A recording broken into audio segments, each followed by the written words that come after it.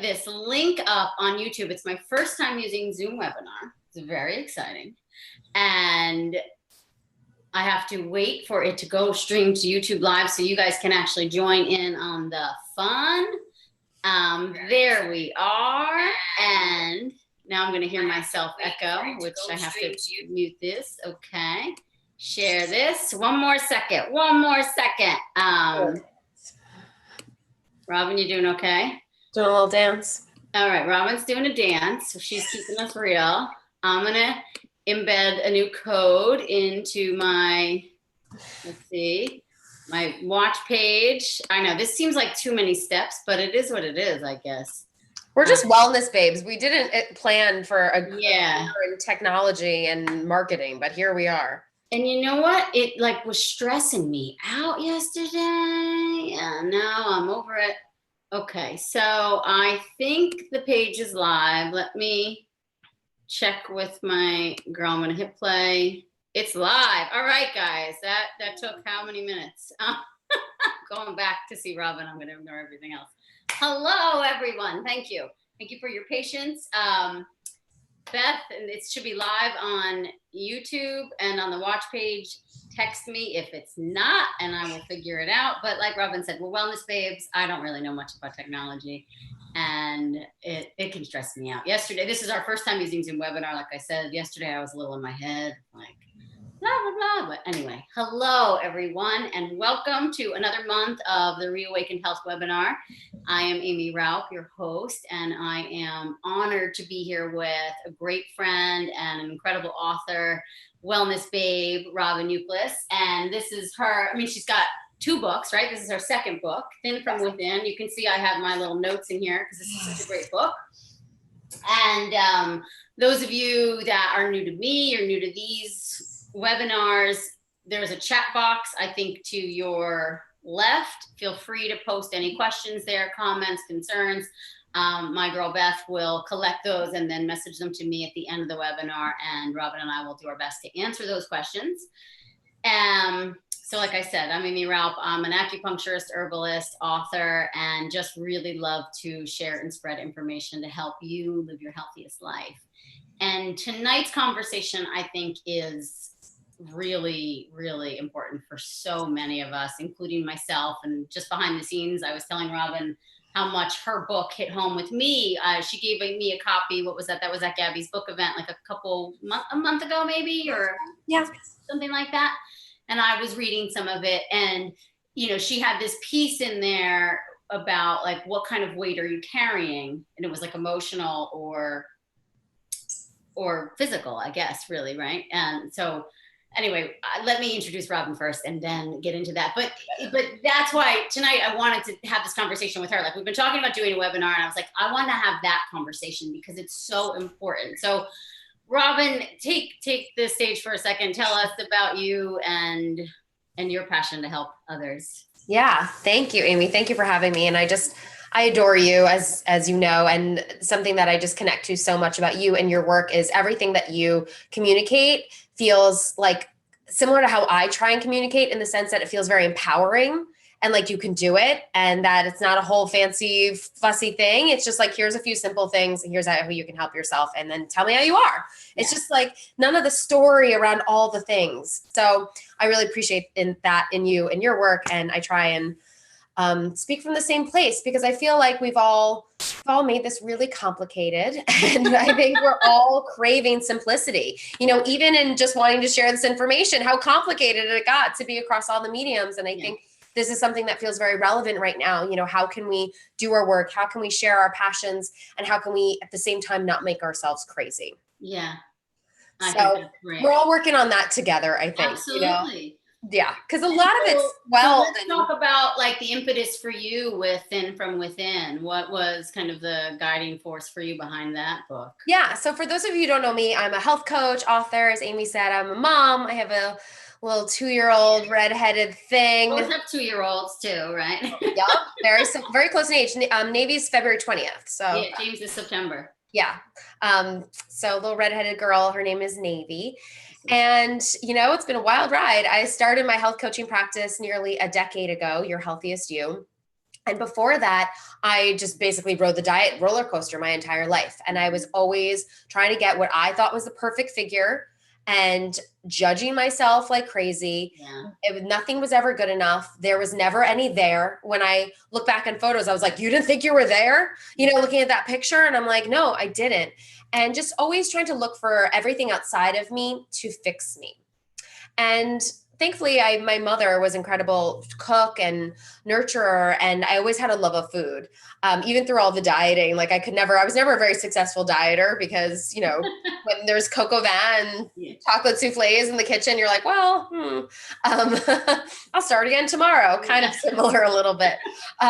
So love of cooking and food led me to go to the Institute for Integrative Nutrition, which I'm sure a lot of your viewers and listeners are familiar with. And I had no idea what I was going to do with this degree or whatever it was, the certification that I was earning.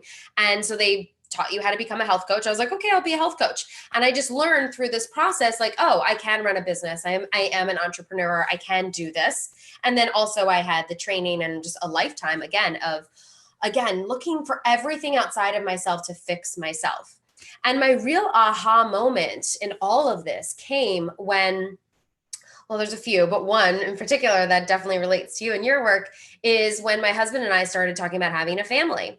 Yeah. And I realized like just something in me clicked between, okay, how skinny can I be to how can I make this the most optimal home for my future child to like live in? Like my body is their first home. Mm-hmm. And I read somewhere, and I don't know, I've never asked you about this, but I read somewhere that the toxins in your system go to your first child because they're such like a sponge and the way that they grow. And I mean, everybody don't take that as like a smoke, like a warning alarm is not going off. But it's true. I mean, there's more and more research now that shows mom's internal environment and how much it impacts like the health and quality of the embryos, even with women who were doing like genetic testing before they transfer in the embryos. They're actually seeing that the PGS or PGD testing of these normal embryos can shift in utero because of the impact of mom's environment. It's really intense. It's like, because everything in you creates the placenta, and the placenta is what basically nourishes the child.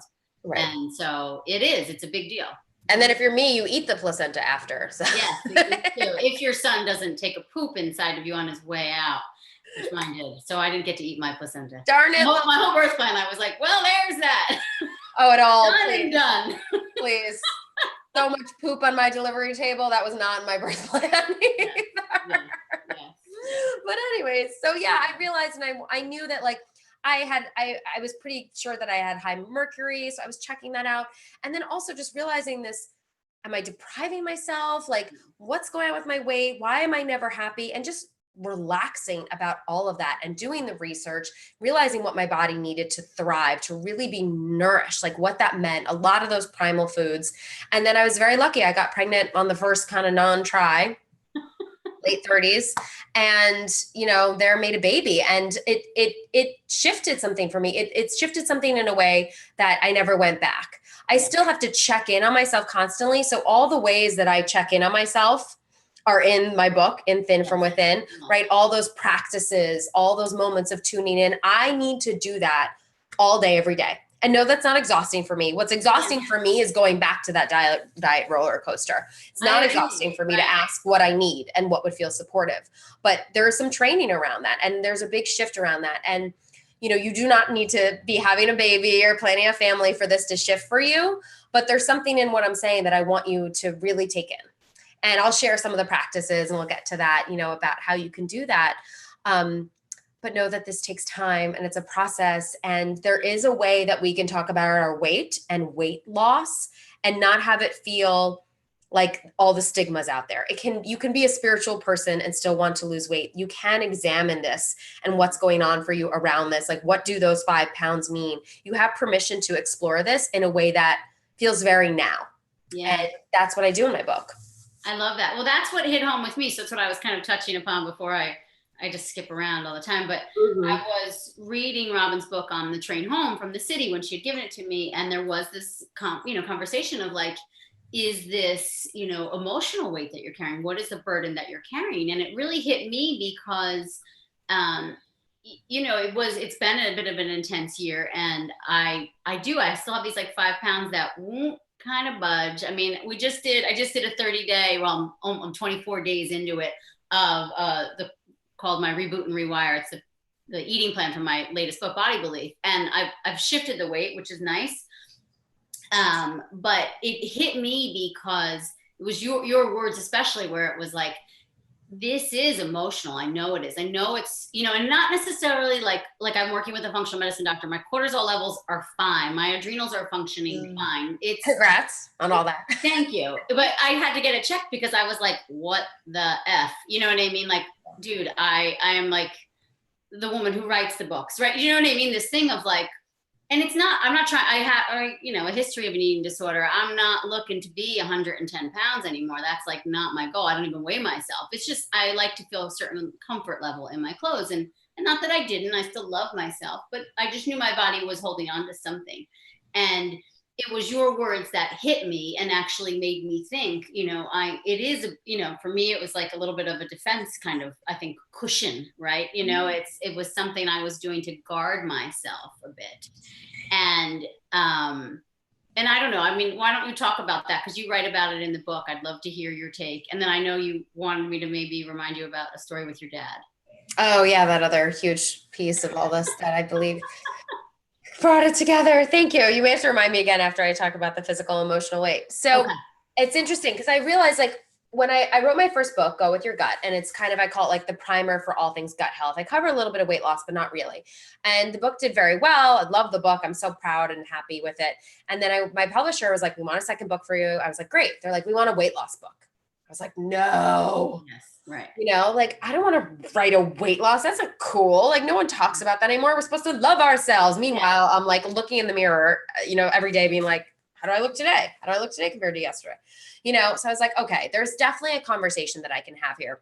Yeah. The more I got into it, I realized, coming back to where I said earlier about never being there, or you never realize that you're thin, and like, what are the stories that we're carrying around in those moments when we don't feel light? And what are we experiencing in our lives when we do? Mm-hmm. So what is it that's lighting you up? How can you lean into that more? And what is it that's making you feel heavy? What's making you feel weighed down? And likely it's a pile of poo that you're not going to want to look at. Yes. It's the uncomfortable conversations with your husband of something that he does that's just like you've never been able to fix. Mm-hmm. It's the like something in your work where you still don't feel like you're enough. It's like, it could be anything. It can be a protective barrier of like, there's just some other layer that you're not sharing of yourself, even just in your life. Forget of anybody else. There's so many pieces here that I believe we carry physical weight around to sort of pad, cushion. Exactly. It's like, yeah, it's a layer. Defense mechanism. I see it a lot in the clinic, and it's like I can identify it. But it was interesting to be able to see it in myself too. Yeah. And I've been right. Like, I'm writing this because I'm experiencing it and I'm checking in on myself too. And it's also, it's the stories that we carry. It's what we're protecting ourselves from. But it's also just, it doesn't even need to be that for everybody. It can just be that feeling of lightness. And here, I'm going to read direct from the flap. Like, what's been weighing you down? Like, what are we I read from my own book. Desire to lose weight is a sign that we want something to be different in our bodies, but even more so in our lives. Yes. If you've been on the weight loss train for years, you've probably noticed that despite losing weight in the past, you didn't end up feeling or looking the way you had hoped. It's only when you consider your body as a whole that you will finally feel that lightness you've been searching for on the scale. Yeah. And so what does that look like, right? Yeah. So subtitle of my book is The Go With Your Gut Way to Lose Weight. And I teach everything about connecting to your gut, connecting to your intuition, quieting down, how to have that conversation, how to find your own intuitive food voice, what that even means, so that you can start to like lean into this, like go into it and just be like curious. This isn't that you're fixing it overnight. This isn't that like I have the answer and you don't. This is just that I'm holding something up that's making you go, huh, that's interesting. It's not to judge. Yeah.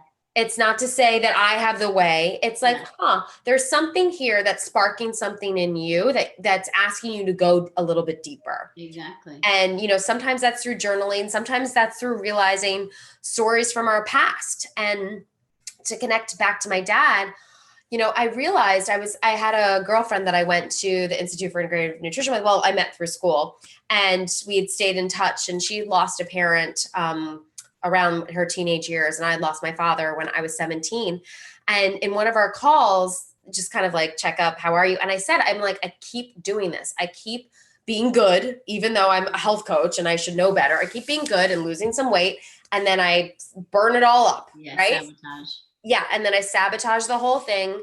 And a lot of it too isn't even really sabotage. Some of it's, I think a piece of it was sabotage, but a piece of it was also just that I went so far in one extreme that I was nutritionally craving, right? I was trying to eat the lightest, or less than my body needed. I wasn't putting on the fat that I needed. I wasn't thinking about the seasons, and doing this. I'm like, what is going on? Like, I'm in the cabinets at night and I'm searching for something that I'm not finding. Mm-hmm. And it came out, she asked me some questions. She's like, well, how's your dad with food? And I was like, how's my dad with food? No one's asked me about how my dad was with food. And, my dad was overweight, handsome, carried it. He was a big guy, but he was a big guy. And he was incredible and the life of the party. And he literally ate life up and everything else as well. And, everything, my whole life, this is my whole life. There isn't a moment of my stories of eating with him or around him that this wasn't happening in some way. Wow. Are you done eating that? Can I have some? Did you want to go get this, Robyn? I want a pretzel. Robyn, you want one too?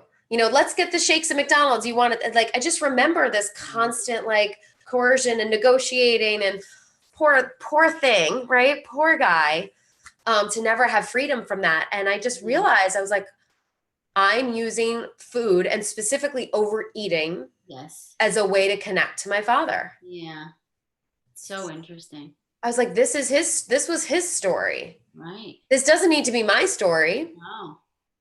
And oh my God, how emotionally heavy is that? Like, I'm trying to eat life up for him. Eating life up for yourself is enough. It's enough. That's brilliant. I was like, okay, well, what are the ways that I'm connecting to my dad outside of food? Even though he's gone, am I talking to him? Am I finding whatever it was that, and this changes over time. Am I just taking a minute with him? Yeah. Am I just seeing him in something, asking him something, sending him love or sending him a thought or, whatever it is that I need to do to connect to him, to get out of the cabinets to do that. Yeah. I think that's beautiful. I mean, and it's really a good thing to dive into, because we all have these traumas and these stories from our life, and it is how we compartmentalize. Some people turn to food, some to alcohol, some to exercise, right? I mean, we all use these various coping mechanisms that some would say are healthy, and even to the point where we really control what we eat, right? That there's, but really becoming aware with, like you're saying, like the stories behind it, or like a lot what I talk about in body belief is like the belief systems that we are coming at life with, right? And we both address that the same way too, which, I love, about the key is to reconnect to yourself, right? And to have this conversation, to check in and say, how am I supporting you? How am I not supporting you? Why am I choosing this behavior? What am I holding on to? And to get really raw and honest with yourself from a place of non-judgment, which is not easy. And it takes time. I think the one thing that I love to give people permission is that this takes years. Yeah. And that's okay. It's a good thing if it takes years. I agree. Because it means it'll stick. It's real. You can touch it, and it's something that's going to ebb and flow. And I'm always saying, like, what's serving you right now? Yeah. It's not last week, next week. Like, you constantly have to check in. And so what I mean by that is it can be something like a simple, like practical tool. Like, you can put your hand on your belly, let your belly go and feel that and breathe into that, and just ask, like, what would feel most supportive right now? Yes. And see what you hear. And that comes to, dinner, that comes to moments in between, do you hear get off your phone? Do you hear like what happened to that time? Like, whatever it is. And know also coming to this judgment piece, even if you can't listen to it, what your gut is telling you, it's okay. Like, it took me years again. Like, I would hear the food be like, put me down. Like, I would drop cans on my toe. I'd bang my head into the kitchen cabinets and I still wouldn't get the message, you know? Like, no, like, you might hear that and it might take you some time to be able to listen. And it might take you some other tools and resources. You know, you may need a coach, you may need to be in a program, may need to find a community that you can be supported. And again, it takes years. And then there's a healthy dose of like practical, like I talk so much about chewing your food and slowing down your eating, and a lot of my gut health tips that really do help make it easier. And I believe a lot of the tips in Body Belief too, about those primal foods and nourishing, really making sure we are fed on a nutritional level. And I love too, I mean, I say that often as well, of just asking your body, how can I best support you? You know, kind of how can I meet your needs? And checking in with, as you are eating, of, you know, how does this serve me now? And how will this serve me, you know, in a day from now? How is this serving my longer term health goals, right? Especially, you know, if you're trying to heal from something or prepare your body for a baby, that, you know, to tune in, because often especially when we're using food as a coping mechanism, we are checking out. We're not even tasting that food, right? So the chewing is such a nice tip and tool, and breathing as you're eating, right? And just kind of, I think too, practicing gratitude for your food, looking at it and thanking it, you know, for nourishing your cells and your health, supporting you. Even looking at food and think, what can I eat to best support myself, right? So just taking that, it's bringing consciousness into the matter, really. And know that everyone, like, this is doable. Like, this is, you know, like, we all think like, oh, I'm never going to remember that. It's like, okay, so try, you know, that's why I have a step at a time. That's it. It's just, right. I mean, but I had an eating disorder for, gosh, I'd say probably a solid 6 years, you know, and not bragging, just trying to be relatable, just to say, you know, it was pretty significant, you know. Honest. And it was a mix of anorexia and bulimia. By the end, I was more bulimic than anything, but it was a total control thing, because there was just so much I was putting on my plate, I was trying to do in my life, and everything I wanted to excel at, and I had to be skinny to do that, right? And so food was a complete coping mechanism. That's all it was. It was zero means of how to nourish and support my body.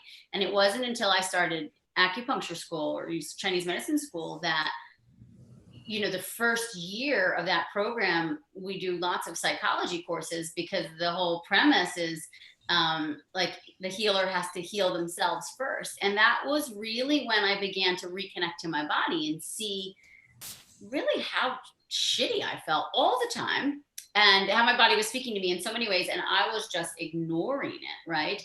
And so, not to say that I didn't have slip ups from there on, but, you know, eventually you just kind of begin to shift that relationship, and you see it as, you know, your friend, not your foe, right? As somebody, as something that, you know, and in Chinese medicine too, and I love this, it's like, we look at food as life force, right? It's giving us this chi and this blood to function properly, to thrive.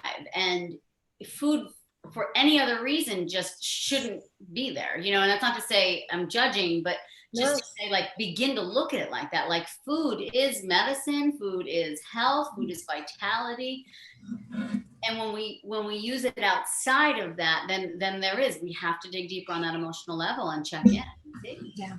And I love traditional Chinese medicine too. Like, oh my God, Paul Pitchford is one of my idols. What happened to him? Is he around? I feel like, yeah, he's around. He is? Okay. Yeah. He's amazing.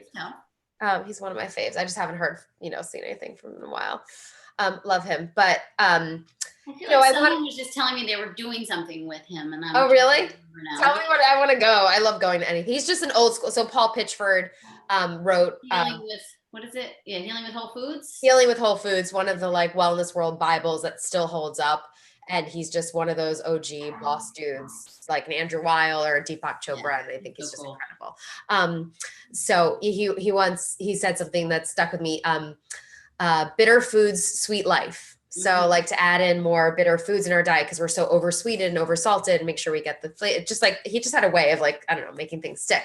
But what I wanted to share is all of that's so beautiful and something that we're all striving towards. But I want to share with your audience that like, I love crap food. Yeah. Like I'm not one of these wellness babes that's like up here, like, oh, I could just dream of kale all day. Like I like kale too, but I like crap food. I like anything that's offered to me at any place, basically. I really do. Like from the crappiest cookies that you know exactly what they taste like and it's nothing interesting to like everything. I really do love crap food.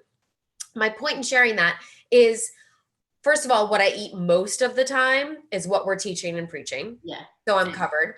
And we have our cheats, right? Right. But what I eat some of the time, and I don't really even thinking of it as cheating. I think of it more just like, what do I want right now? What's my experience I'm having? So what that looks like for me is even like at my nephew's birthday that has Carvel ice cream cake, one of my favorite things. Even if it wasn't one of my favorite things, I'd probably still eat it. So mind you, it's just checking in and saying, do you want to eat this? Can like take a second? Like, do you want to eat this or do you not want to eat this? And sometimes the answer is yes. And it's like, cool, great. Let's have a piece of cake. No big deal. That's when it feels like a craving is intentional. Yes. When it feels like, you know, when you could have it and you could enjoy it. When it's a craving that you should probably turn the other direction from is when it feels like you have to have it, or it feels manic, or it feels like the second you have some, you're going to think, where's more? Yeah. Those are the cravings that you need to sit down first. And it's really all about asking yourself first, you know, and if you're someone where you're like, well, all my cravings tell me is I just want cookies and cake and pizza all the time. First of all, that might be happening for you right now. If that's what your taste buds and your body's used to, there's going to be a weaning period, you know, so do, you know, one of these eating plans for my book, From Thin From Within, and Aimee's as well, as we're very sane, supportive ways to get more in the flow with our bodies. And then once you go through a little bit of recalibration and commit to a practice of asking your body what would feel supportive, you're going to hear an answer that might surprise you. A lot of the times I hear like, what would be most supportive this evening? I'm like, you need to take a bath. Like that's what I hear.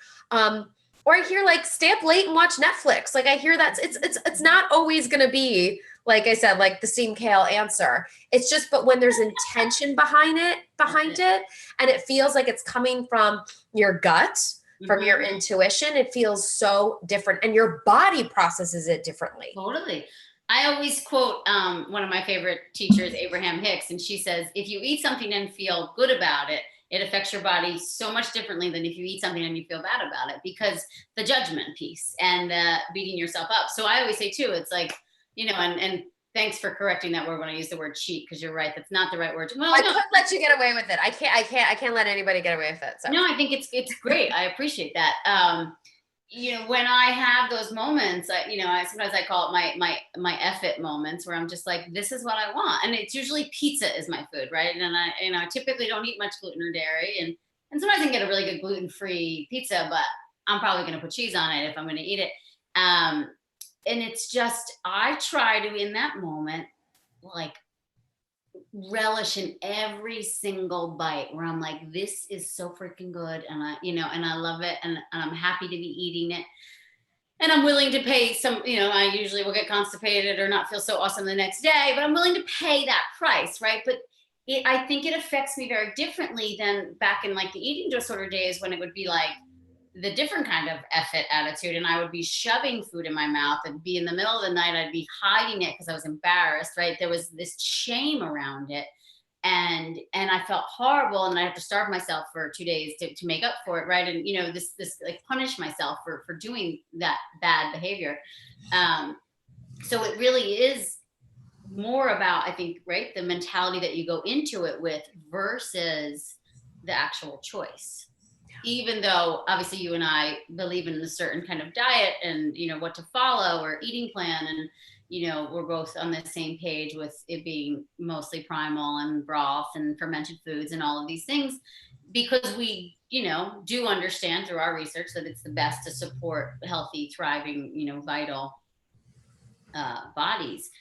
But that's not to say that we can't deviate and give ourselves our treats when we want it. And I love, for my birthday every year, that's what I want, is a Carvel ice cream cake with the little chocolate crunchies on the inside. I'll make also a flourless chocolate cake, you know, but there is at least one piece of Carvel ice cream cake for me on my birthday. Absolutely. You know, with the icing and everything.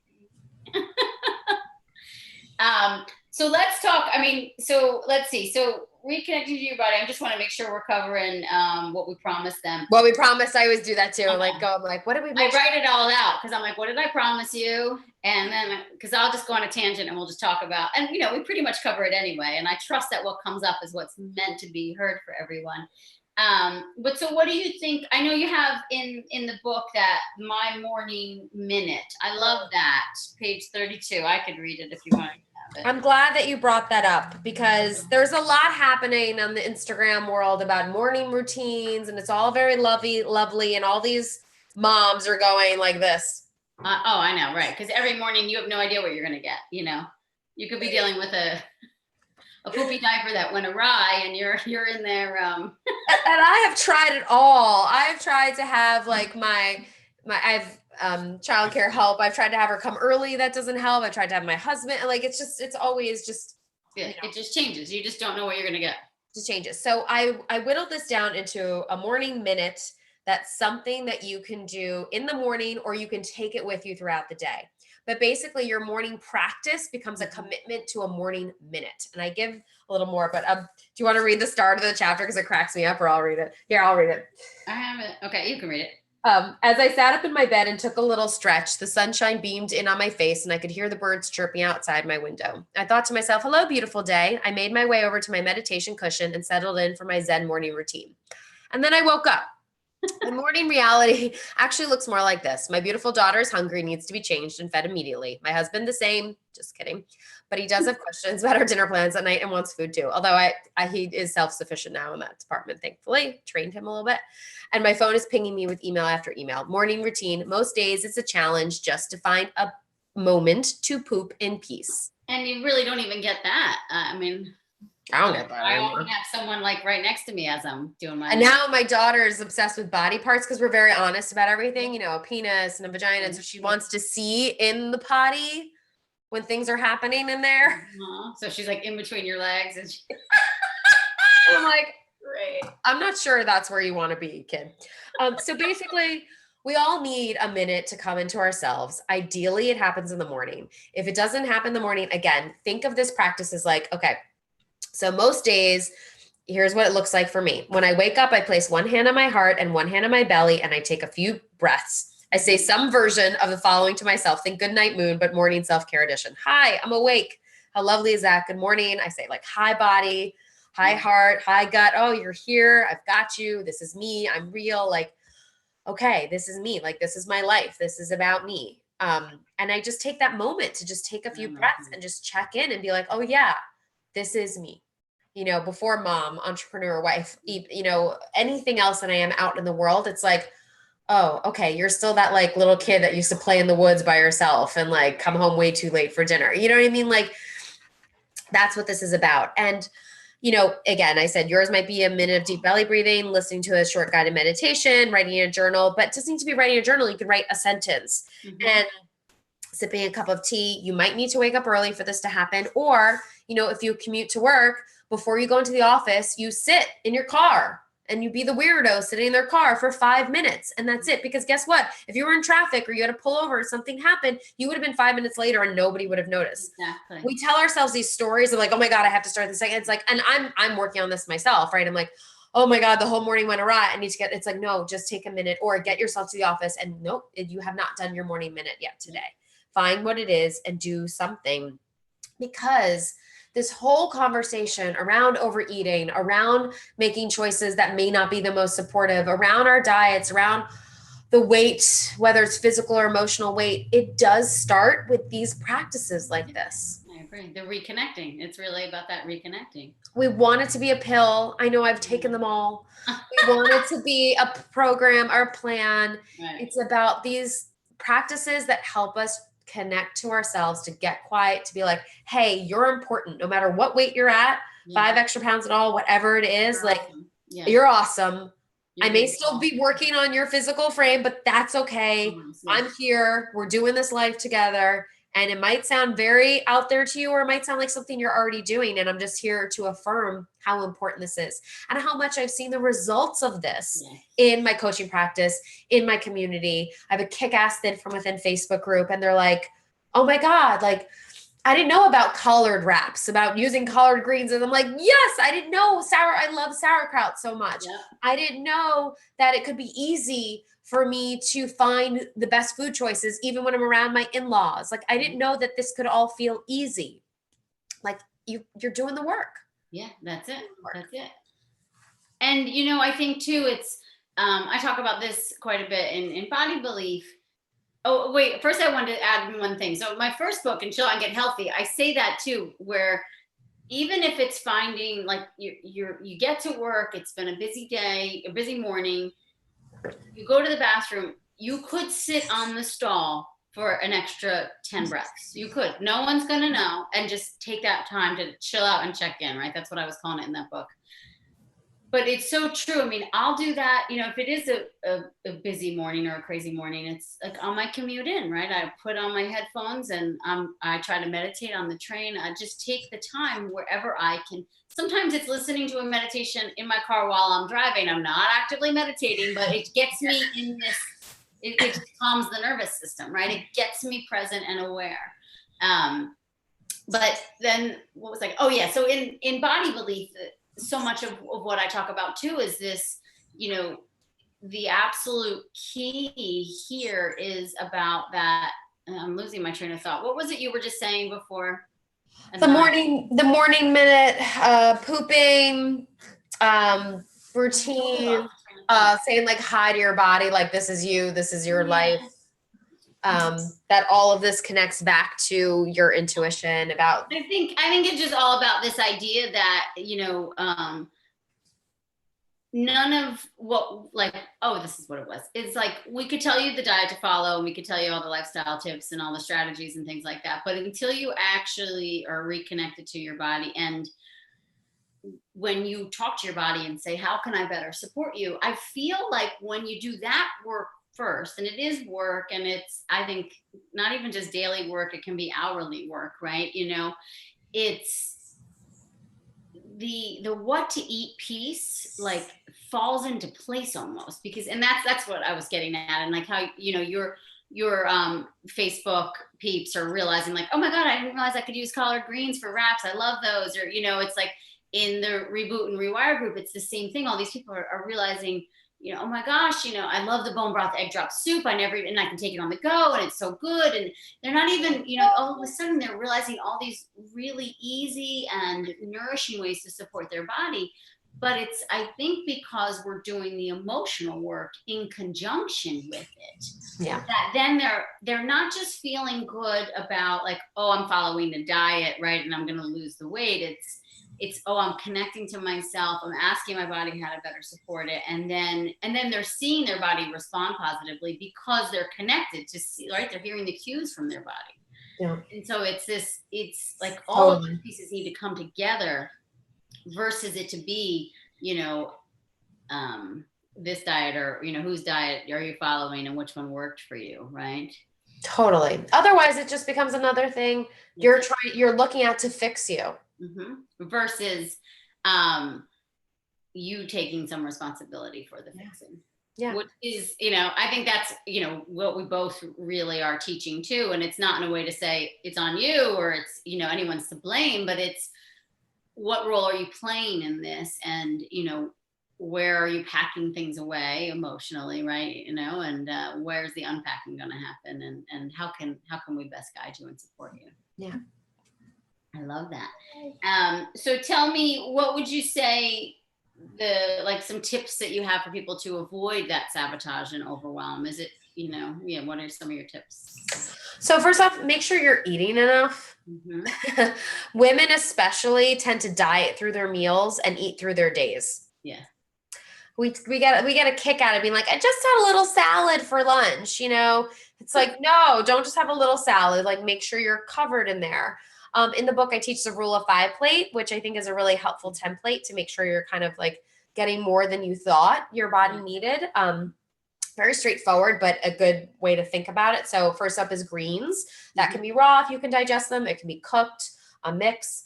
So greens, protein, whatever works for you. Healthy fat.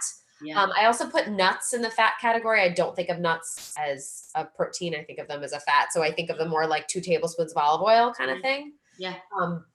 Healthy fat. A next one is my fermented vegetables. So having some kind of raw fermented sauerkraut. This is not the same stuff that you get on the shelf or on a hot dog. You want to make sure it says unpasteurized, raw, fermented in the refrigerated section of your health food store.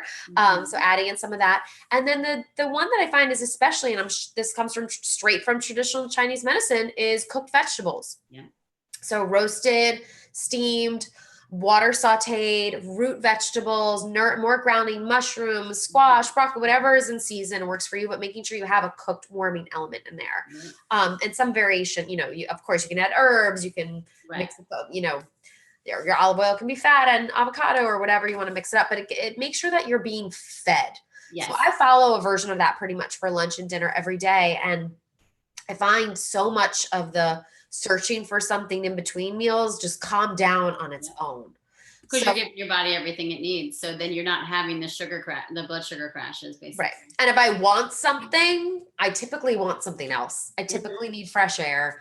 I need to call a friend. I need to get off of my work. I love that point too. You make that in the book too. I love that. It's like, it kind of goes back to your dad. Like, what are you searching for? What are you using as, why are you using food as the only mechanism to soothe yourself? So you need to find other means. I love that. Yep. And again, not a cute conversation. We just want to think, I love chocolate. And it's not about the chocolate.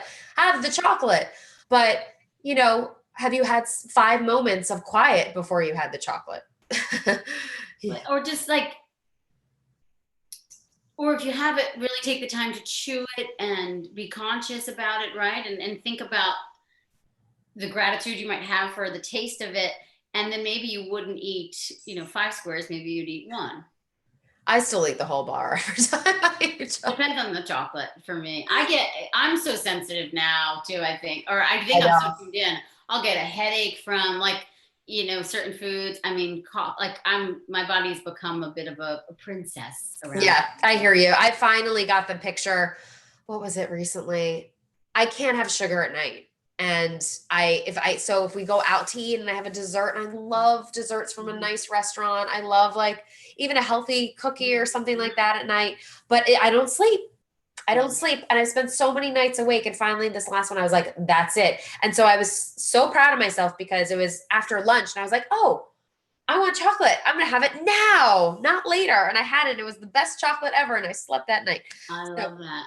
That's good. I mean, that's the same thing. I can just tell if I wake up and I feel that slightly like brain fog or groggy, I trace back and I think, oh, it's, when I had X or whatever, because I become so sensitive and so in tune. And that's where everyone can eventually get to. And honestly, not that it's always the best thing, because sometimes it's annoying to know that, oh, it's because I ate X that it's giving me, insomnia or I'm bloated.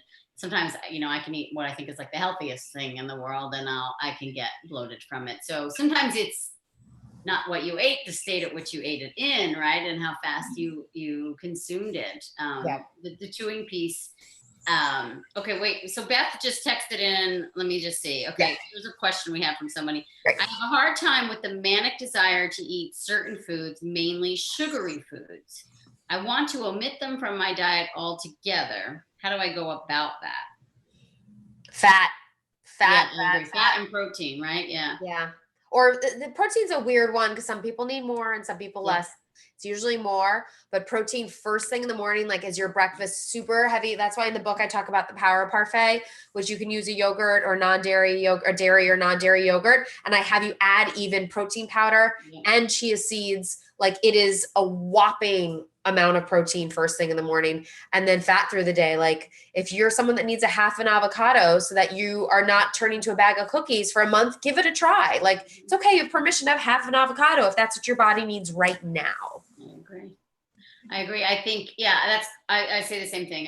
Go heavy on the protein in the morning, I think upwards of like 40 grams if you can do it.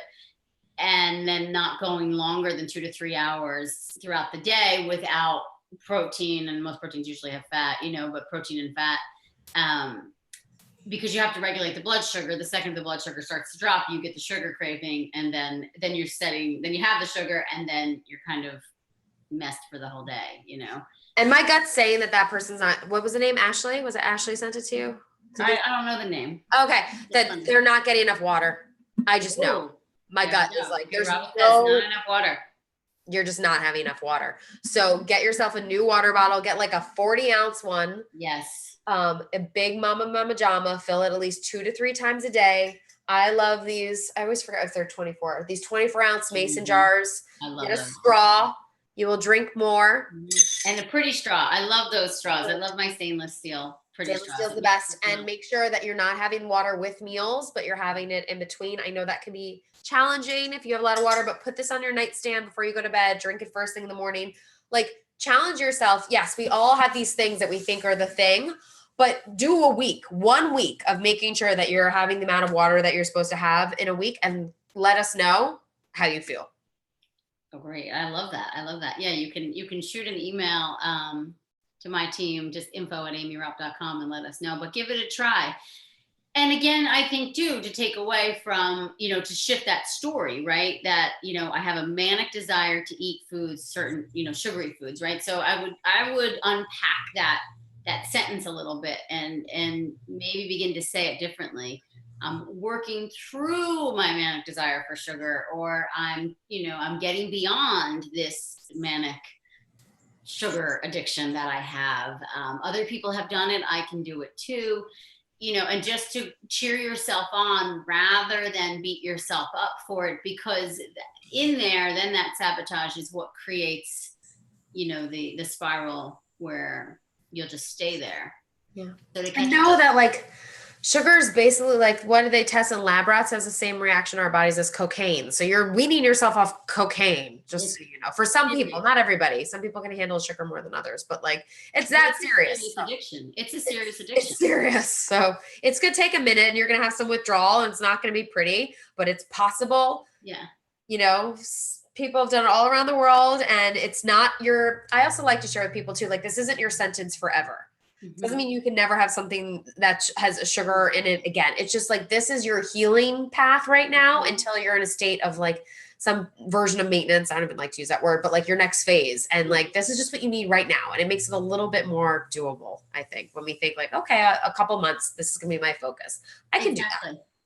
And I think another thing to add in too with the sugar cravings, especially, is magnesium. Make sure you're getting enough magnesium in your life. And I love magnesium oil for that. Yeah, so amazing for handling sugar cravings. So consider something like that. Like, I spray myself with magnesium oil before bed. I do like 10 squirts, either on the bottom of my feet or on my stomach.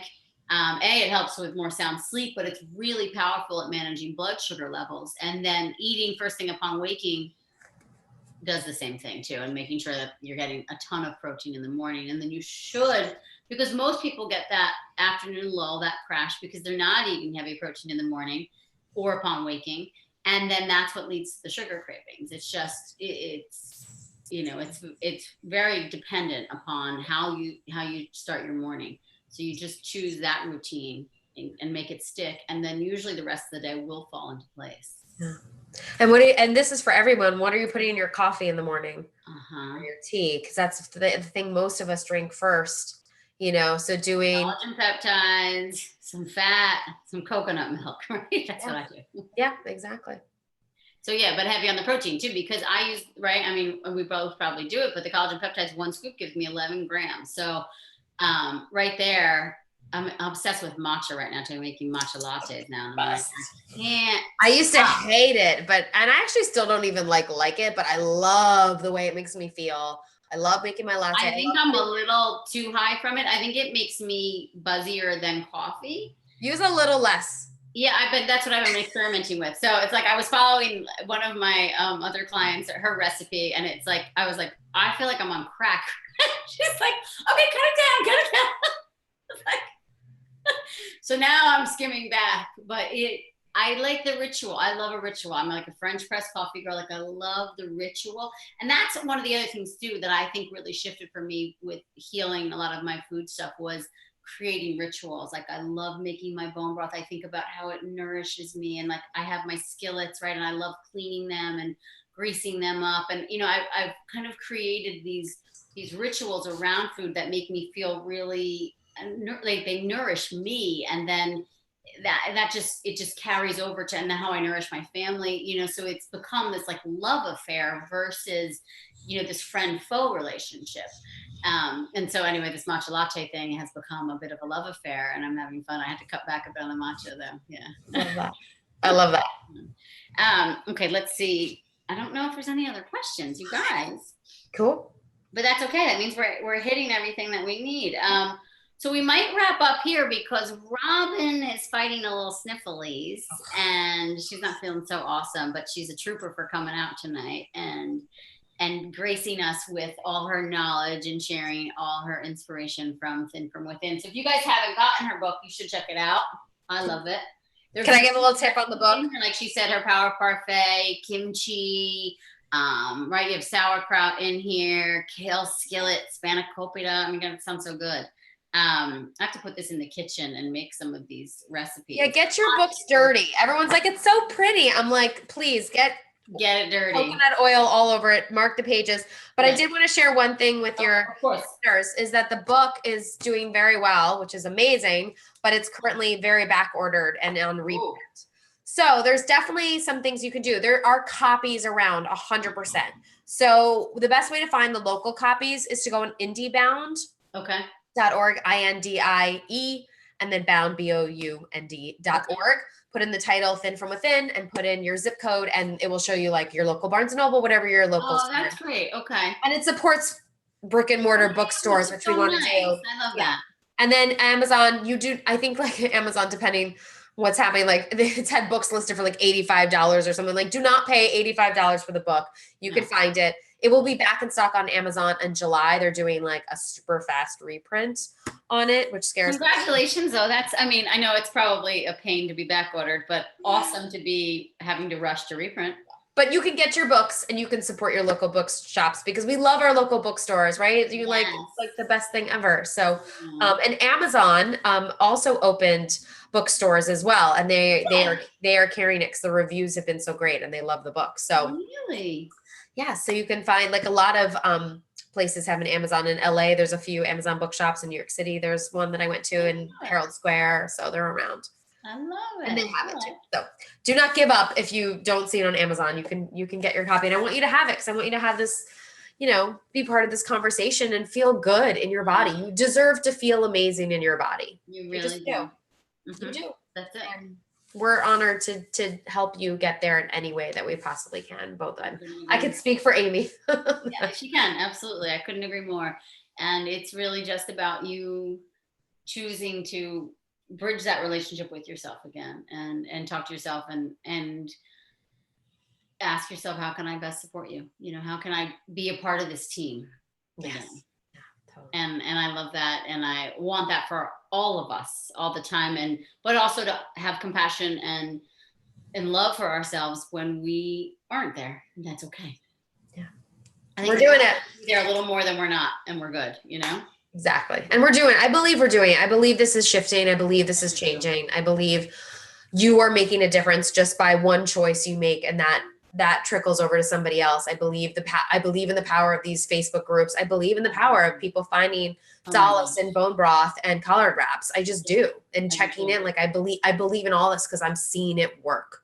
Same. It's so fun. That's it is like my favorite part of all this social media craziness is just the ability to reach and to serve and to see, you know, how the trickle effect. It's incredible. It really is. So you guys keep at it, and we thank you for joining us tonight. And you guys stay in the loop, and you'll see me tomorrow. Thursdays are my Facebook Lives, always on my page. And every month we have these Reawakened Health Webinars. So stay tuned for next month. And I will see you all soon. And thank you again, Robyn, so much for joining. Thank you for having me. Big hugs. Yay. And I'll see you probably this weekend. Yeah. All right. Bye. Bye. All right, that was great. I think more questions will probably come in, but I'll answer them. It says we're live on YouTube. I don't know if that matters. Great. Just all the things. It's fine. We can still hang out. I stopped live on YouTube. Let me just see. I stopped recording.